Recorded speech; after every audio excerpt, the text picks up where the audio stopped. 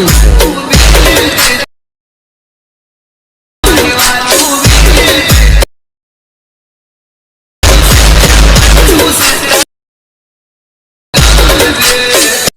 ડેમોમાં જોઈએ તે પ્રકારનું ન્યૂ સ્ટાઇલમાં એડિટ સ્ટેટસ બનાવવા માટે તમારે પહેલાં બે પ્રોજેક્ટની લિંક તમને ડિસ્ક્રિપ્શનમાંથી મળી જશે. જો મિત્રો તમને એડિટિંગને લગતું કોઈપણ મટીરિયલ ટેલિગ્રામ ગ્રુપમાંથી મળી જશે. જો મિત્રો તમારી ટેલિગ્રામ ગ્રુપની લિંક તમને ડિસ્ક્રિપ્શનમાં આપેલ છે, ત્યાંથી તમારે તે ગ્રુપને જોઈન કરી દેવાનું છે. જો મિત્રો સોંગ એન્ડ બીટમાર્ક અને ઇફેક્ટ મટીરિયલવાળો પ્રોજેક્ટ તમને ડિસ્ક્રિપ્શનમાં આપેલ છે, તેમ બંને પ્રોજેક્ટને તમારે અલગ મોશનમાં એડ કરી લેવાના છે. જો મિત્રો સૌપ્રથમ સોંગ એન્ડ બીટમાર્કવાળો પ્રોજેક્ટ છે તે તમારે ઓપન કરવાનો છે. જો મિત્રો આ પ્રોજેક્ટ ઓપન કરશો એટલે તમને આ પ્રકારનો ઇન્ટરફેસ જોવા મળશે. જો મિત્રો આ પ્રોજેક્ટમાં તમને બીટમાર્ક કરી દીધેલ છે. જો મિત્રો વિડીયો લાંબો થાય એટલા માટે પહેલાંથી બીટમાર્ક કરી દીધેલ છે. જો મિત્રો તમારે જે ફોટો પર સ્ટેટસ બનાવવા માગતા હોય તે ફોટો તમારે સિલેક્ટ કરવા નીચે તરફ પ્લસ છે તેની પર ક્લિક કરવાનું છે. ત્યારબાદ બીજા નંબરમાં મીડિયાવાળા ઓપ્શનમાં જતું રહેવાનું છે. ત્યારબાદ શેપની નીચે જે ઓપ્શન આપેલ છે તેની પર ક્લિક કરી દેવાનું છે. ત્યારબાદ આવી રીતના જે ઓપ્શન આવશે તેની પર ક્લિક કરી દેવાનું છે, એટલે તમને આ પ્રકારે ફોલ્ડરો જોવા મળશે. જો મિત્રો તમારે જે ફોલ્ડરમાં ફોટો હોય તે ફોલ્ડરમાંથી આપણે ફોટો સિલેક્ટ કરી લેવાના છે. જો મિત્રો આ રીતના આપણે એટલે કે તમારે જે ફોટો પર સ્ટેટસ બનાવવા માગતા હોય તે ફોટો તમારે સિલેક્ટ કરવાનો છે. જો મિત્રો હું કોઈ પણ એક ફોટો લઈ લઉં છું. જો મિત્રો આપણે ડેમોમાં તે પ્રકારનો એક ફોટો લઈ લઈએ છીએ. જો મિત્રો આપણે ફોટોને સિલેક્ટ કરવાનો છે. જો મિત્રો તમારે તમારા ફોટો પર પણ સ્ટેટસ બનાવી શકો છો. જો મિત્રો તમારે કોઈ પણ મટીરિયલ જોઈતું હોય તો તમને ટેલિગ્રામ ગ્રુપમાંથી મળી જશે.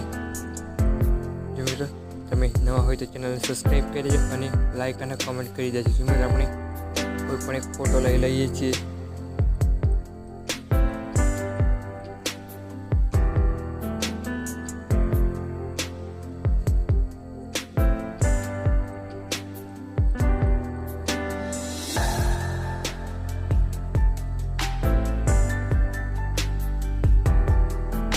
આવી રીતના કોઈ પણ એક ફોટો આપણે સિલેક્ટ કરી લેવાનો છે. આ રીતના આપણે એક ફોટો સિલેક્ટ કરવાનો છે. ત્યારબાદ ઉપરની તરફ પ્લસ છે તેની પર ક્લિક કરી દેવાની છે.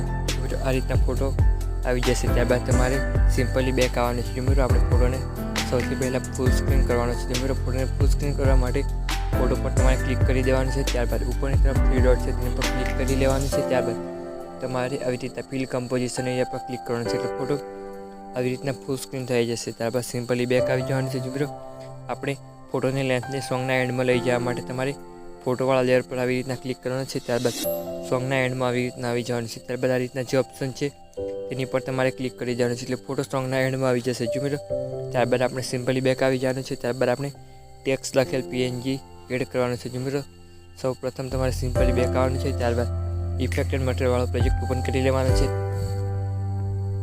જો મિત્રો ત્યારબાદ આપણે સૌથી જે વચ્ચેનું જે લેયર છે, જો મિત્રો આ રીતે તમારે ઇફેક્ટ એન્ડ મટીરિયલવાળા પ્રોજેક્ટમાંથી તમને જે વચ્ચેવાળો લેયર છે તેની પર ક્લિક કરી લેવાનું છે. ત્યારબાદ આ રીતના જે ઓપ્શન છે તેની પર ક્લિક કરી કોપી લેયર કરવાનું છે, એટલે આ લેયર આપણે કોપી થઈ જશે. ત્યારબાદ સિમ્પલી બેક આવી જવાનું છે. ત્યારબાદ જે પ્રોજેક્ટ એડિટ કરતા હતા તે પ્રોજેક્ટમાં આવી જવાનું છે. જો મિત્રો ત્યારબાદ આપણે આવી રીતના કોપી કરેલ લેયરને પેસ્ટ કરવા માટે આ રીતના પ્લસ છે તેની પર ક્લિક કરી પેસ્ટ લેયર કરશો, એટલે આવી રીતના લેયર પેસ્ટ થઈ જશે. જો મિત્રો ત્યારબાદ આપણે ટેક્સ્ટ લખેલ PNG તમને ટેલિગ્રામ ગ્રુપમાંથી પણ મળી જશે અને ઇફેક્ટ એન્ડ મટીરિયલવાળા પ્રોજેક્ટમાં પણ આપેલ છે. જો મિત્રો આપણે સિમ્પલી બેક આવી જવાનું છે. ત્યારબાદ તમારે ઇફેક્ટ એન્ડ મટીરિયલવાળા પ્રોજેક્ટમાં જતું રહેવાનું છે. મિત્રો ત્યારબાદ તમારે સૌથી પહેલાં જે ટેક્સ્ટ લખેલ PNG છે તેની લેયર તમારે સિલેક્ટ કરવાનું છે.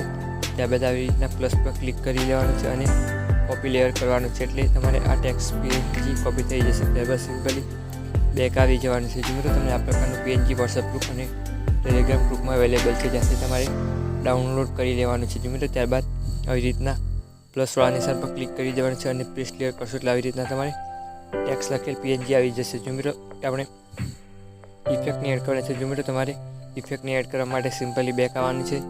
ત્યારબાદ ઇફેક્ટ એન્ડ મટીરિયલવાળો પ્રોજેક્ટ ઓપન કરી લેવાનો છે.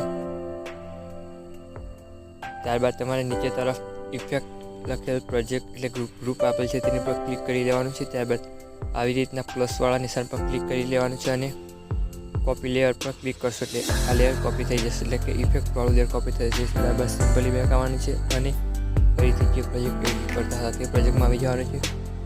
ત્યારબાદ તમારે કોપી કરેલ લેયરને પેસ્ટ કરવા માટે આવી રીતના જે ઓપ્શન છે તેની પર ક્લિક કરી પેસ્ટ લેયર કરશો એટલે આવી રીતના તમારે ઇફેક્ટવાળો લેયર પેસ્ટ થઈ જશે જો મિત્રો. ત્યારબાદ તમારે ધ્યાનથી ફરીથી ગ્રુપ જે આપેલ છે ઇફેક્ટવાળો ગ્રુપ છે તેની પર ક્લિક કરવાનું છે. ત્યારબાદ ઉપરની તરફ 3 ડોટ દેખાય તેની પર ક્લિક કરવાનું છે અને અનગ્રુપવાળા ઓપ્શન પર ક્લિક કરી દેવાનું છે એટલે તમારે આવી રીતના બધા લેયર અનગ્રુપ થઈ જશે મિત્રો. ત્યારબાદ આપણે સ્ટેટસ ડેમોમાં તો તે પ્રકારે બનીને રેડી થઈ ગઈ છે મિત્રો. તમારે સ્ટેટસને સેવ કરવા માટે ઉપરની તરફ એરો આપે છે તેની પર ક્લિક કરવાનું છે. ત્યારબાદ વિડીયોની જે 1080 એફએચડીની જગ્યાએ 720 ક્લિક કરી દેવાનું છે. ત્યારબાદ તમારે એક્સપોર્ટ પર ક્લિક કરવાનું છે અને વિડીયોને સેવ કરી લેવાનું છે મિત્રો. તમને આ પ્રકારની એડિટિંગ ગમે તો ચેનલને સબસ્ક્રાઈબ કરી દેજો જેથી તમને નવા વિડીયોની નોટિફિકેશન મળે જો મિત્રો. ત્યારબાદ આપણે સ્ટેટસને એક્સપોર્ટ કરી લેવાનું છે.